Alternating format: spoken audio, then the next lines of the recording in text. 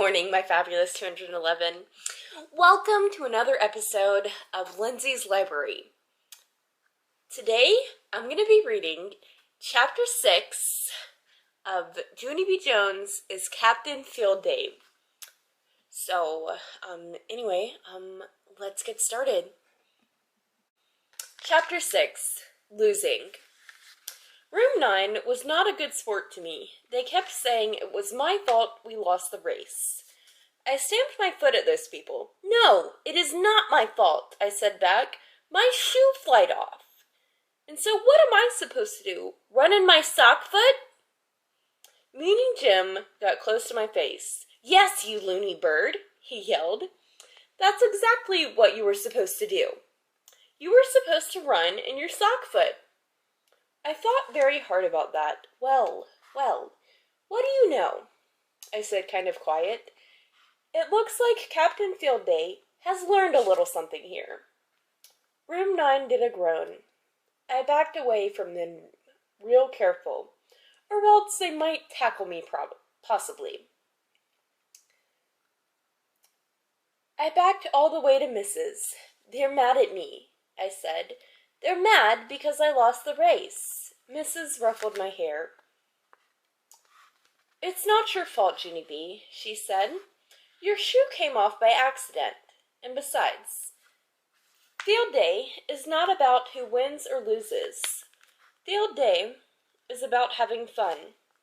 I hang down my head. "Yeah, only, what's so fun about losing? That's what I would like to know," I said. Just then, Mrs. made an announcement. "Boys and girls, I don't want to hear one more word about winners and losers, okay? Field Day is a day to run around in the fresh air and enjoy the sunshine. We came out here to have fun and get some exercise, and we're not going to care one little bit about who wins or who loses." As soon as Mrs. walked away, new Thelma skipped up next to me. "Room 8 is winning," she said real squealy. "Room 8 is beating Room 9, 1-0. I made a mad face at her. "Yeah, only, didn't you hear my teacher, Thelma?" I said. "Room 9 doesn't even care who wins and loses. Room 9 just came out here to run in the air. So ha on you." "Yeah," said Ricardo. "Yeah," said Jamal Hall. "Yeah," said Lenny. Then all of those people gave me a high five, 'cause I made a good point, apparently. Pretty soon, the Room 8 teacher blew her whistle again. "The next event will be the softball throw," she said. "Unlike the relay race, this contest is not going to be a team event. The softball throw is for anyone who wants to join in. If you'd like to see how far you can throw the ball, please form a line behind me." Polly Allen Puffer was the first one in line. "I'm a good thrower," he said. "I'm probably the best thrower in Room 9, in fact." Lenny lined up next. "I'm a good thrower, too," she said. "Me too," said Jamal Hall. Just then, Crybaby William pulled on my cape. 'Cause he wanted to whisper again, that's why. "I'm not good at this event either," he said real quiet. "I don't have to do it, right?" And here's the picture of Junie B and William. Right here. And I'll be right back with the rest of this chapter. "Captain, I don't have to throw the ball." I put my arm around his shoulder. "No, you don't," I said. "You don't have to worry about this at all, William. Polly Allen Puffer is going to win this thing in a breeze for us." Just then, a boy from Room 8 jumped in line. New Thelma did a loud squeal. "Ooh, it's Strong Frankie." "Strong Frankie is the strongest boy in kindergarten," she said, very thrilled. All of us looked at him. Strong Frankie made a big arm muscle. It was largish and roundish. New Thelma cheered and cheered. Go strong, Frankie!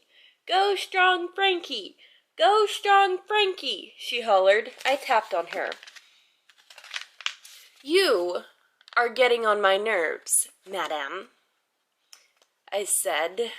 New Thelma giggled in my face. That girl is a nitwit, I tell you. Just then, Mrs. clapped her hands together. Okay, everyone, we're ready to begin. The first person to throw the softball will be Paul Allen Puffer from room 9. We only have time to give everyone one try, so do your best, okay?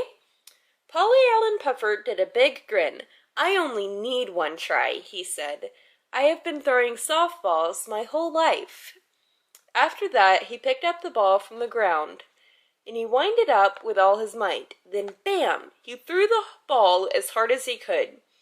Only too bad for room 9, because he didn't actually aim that good, and the ball went straight down into the playground.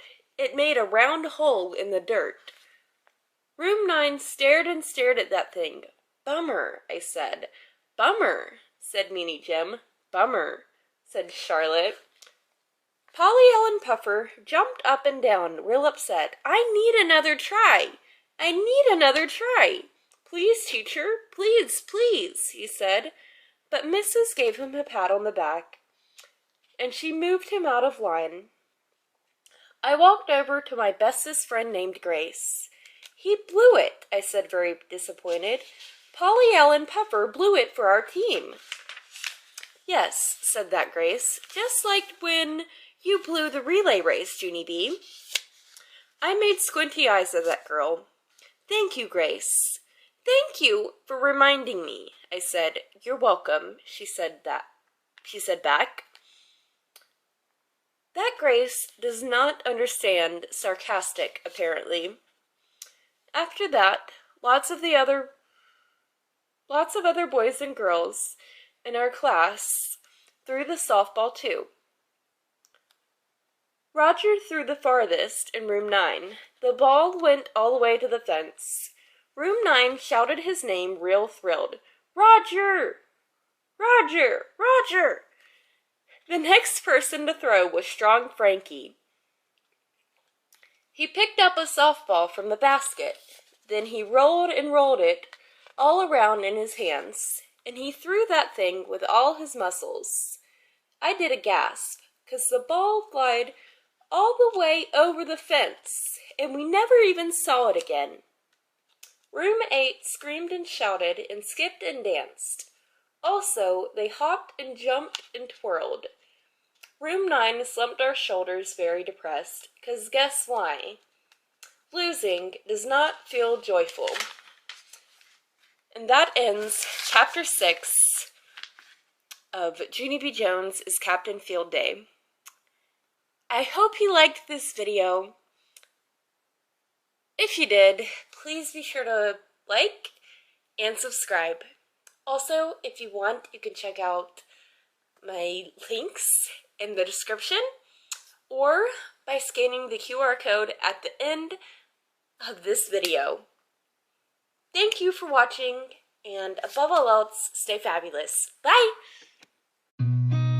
I've seen a lot of change, been through a lot of pain. Some things are not the same as they were a year ago.